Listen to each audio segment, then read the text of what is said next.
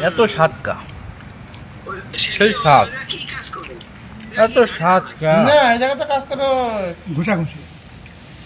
Wiring করে দেয় ওগুলো ঘষে বার্নিশ করে শুধু এক গামলা মাখাইছিলাম কারণ অল্প কটা আছে খাইতে খাইতে প্রায় শেষের দিকে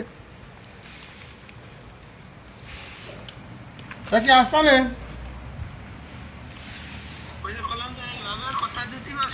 এরকম এক গামলা শেষ হয়ে যায় মাখাইলে শেষ এরকম দুই এক গামলা খাওয়া কোনো ব্যাপার না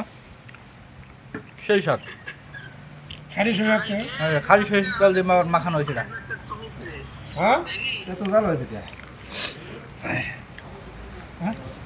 যে হিলাল খান কয়েকদিন কি গান ভালো হয়েছে কিছু কিছু বলেন হুম জাল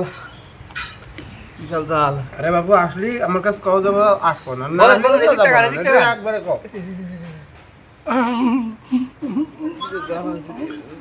পাঞ্জাব একজন যা মুড়ি কাঁচার কাছে ঝালে তো মলাম এক গামলা খাইতে বেশি সময় লাগে না দুই তা কি কইলেন না দুই এক কিছু? মিনিটের মধ্যে খাওয়া শেষ হয়ে যাবে না